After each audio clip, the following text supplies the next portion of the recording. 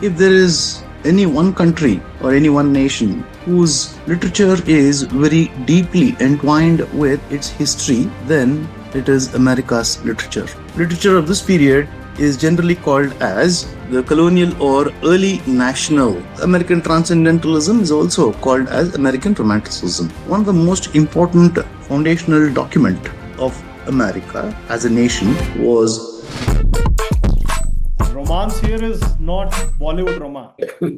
I'll tell you what I did to be successful, because with that experience I know how we can make preparations for this. Today we will take a look at American literature. In this session we will take a look at the different periods that constitute American literary history. Just as every nation's literary history has different periods, movements, ages, America also has its own periods, ages and movements. You might remember right at the beginning of these sessions, kind of an overview was provided of British literature. We will do something similar here in this session. We will touch on the high points of American literary history by approaching it through its ages. If there is any one country or any one nation whose literature is very deeply entwined with its history, then it is America's literature. America's literature is in a way a reflection of its history as we move from early writings, which is what's called as colonial writings, the period when America was a colony of the British Empire, and then the kind of revolutionary texts that were written during the American Renaissance that focused on individualism, nature, and then moved towards the realist or realism phase in American literary history, then modernism and postmodernism. As you can see, more or less these terms, say for example, realism, modernism, postmodernism, these are common. Even if we were to be discussing British literature, more or less we would be using the same terms, and it is not very different with American literature. Now, each period or age in America's literary history clearly reflects or shows how the American society, its culture, and its distinct national identity emerged through the themes of, say, American dream, critiquing the society, and ideas of self-reliance. It must also be kept in mind that for a long time, even till, say, as late as 1930s, D.H. Lawrence was very skeptical about accepting American literature as a distinct entity, as an independent literary tradition. For most of these British writers or British people, America's literature was just an extension of British literature. So till about the early 20th century, something like American literature did not exist at all. It was seen as a continuation or an appendage of British literature. It was only after 1930s. Remember, by 1930, when American writers had produced great texts, in spite of that, people like D.H. Lawrence are known to have said that American literature, there is nothing called American literature, and it is just an extension of British literature. Now, we must also remember that whenever a country is colonized, the colonizing country or nation imposes its culture. It's not just a matter of political control, it's much more than that. The colonizing nation imposes its culture on the colonized nations. It happened with India, it happened with Africa, and it also happened with America. So therefore, the early writings, when the nation begins to express itself, these generally are reflections or rather imitations of the colonizers' literary traditions or cultural traditions. However, any nation's literature goes through three important phases. First phase is imitation phase. The second stage is the nation building stage. I'm talking about nations that have been colonized. Literature produced by nations that have been colonized in the colonizer's language. Now, if it were to be a native language, a regional language, an indigenous language, then it would be a little different. But even there, it would be possible for us to detect a lot of metaphors, ideas, concepts that reflect this growth. So, the early phase, especially like I said, of writing or in a language that is the colonizer's language, goes through these phases because these colonized nations, when they write in the language of their colonizers, they do not have a writing tradition of their own. Therefore, they cannot fall back on anything since they don't have any history or any tradition at all of writing in that language. Hence, the usual practice that we see is to imitate the literary traditions or styles of the colonizer. And then comes a stage where the colonized nations that have now become independent, after they get their independence, they begin to realize that they must develop their own identity, which must be distinct from the identity that was imposed on them by their colonizers. So their literature will get this reflected, this aspiration or this quest, this search for their national identity. In search of their national identity, they also evolve their own traditions. So the first phase is the imitation phase. The second phase is always the nation building stage. The third stage is when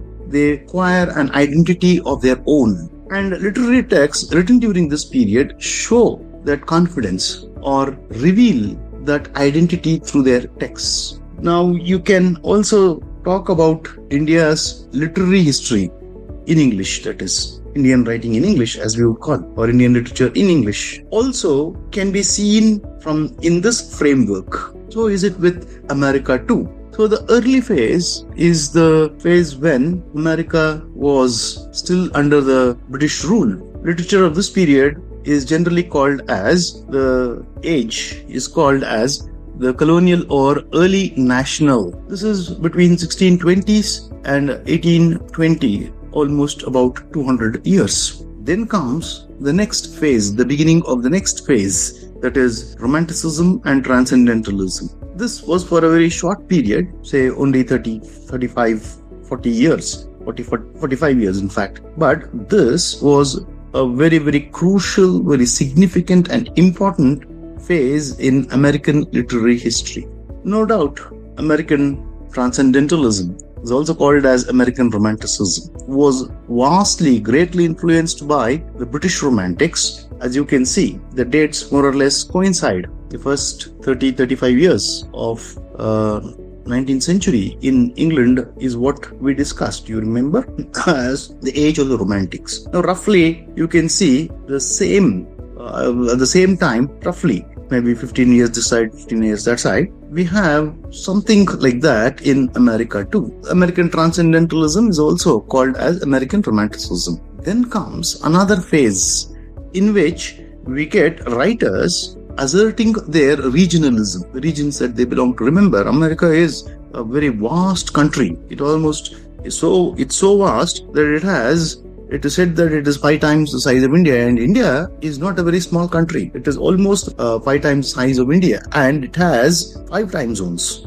Then there is this assertion of regionalism. Writers from different regions begin to write. It is also a period of what is called as realist writing or realism. Once again, please notice, if we move to the British history or British literature, this period, that is between 1865 to 1901, we called it, in fact, much earlier than this, 1834 to 1901. We called it the period of Victorian literature. And one of the most important aspects of Victorian literature, especially after 1850s, was the increasing use of realism as a narrative technique in their novels. It was not only England, most European countries too. Most writers in other European countries too used realism. So we see something like that happening in American literature too. Modernism, from the beginning of the First World War to the end of the Second World War,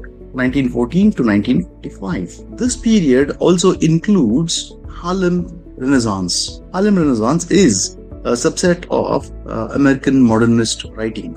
And then postmodernism, 1945 to 1980s, contemporary or global, 1980s to present. So roughly, this is the period, or this is how American literary history is divided into 6 phases, 6 stages, or 6 movements. And now, again, as is the case with most literary historians, there are certain literary historians who would disagree with some of this. In the sense, they would disagree with the dates. But more or less, most literary historians of American literature are agreed upon these ages, colonial, early national, romanticism. They are agreed on this. There may be slight differences insofar as their dates are concerned, but there is very little disagreement on the periodization. Now, America's encounter with Europe begins with the arrival of a ship called Mayflower, and the ship contained 105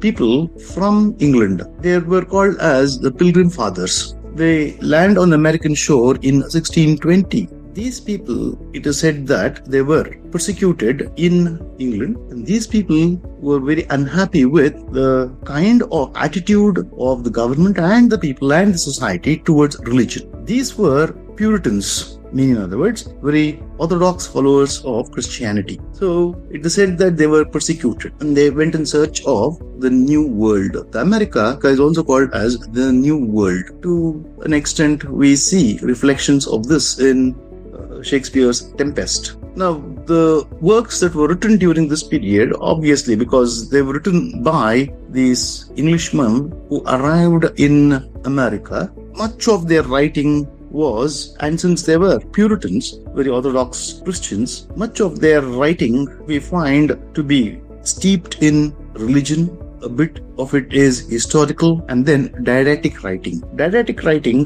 meaning writing that is intended to teach, intended to impose or prescribe rules as to how you must live. Most religious texts do that. The Bible does that. You have the 10 Commandments. So much of their writing is steeped in religion, a bit of history, and then is didactic in tone. But as the age wears on, advances, as time advances, remember, it was almost for 200 years, 1620 to 1820, as we advance in the age, in America's history, as we march, these themes we see slowly being replaced by journals, rather sermons, basically from sermons to political and foundational documents. One of the most important foundational document of America as a nation was Thomas Jefferson's Declaration of Independence. You might remember, America got its independence on 4th July 1776. And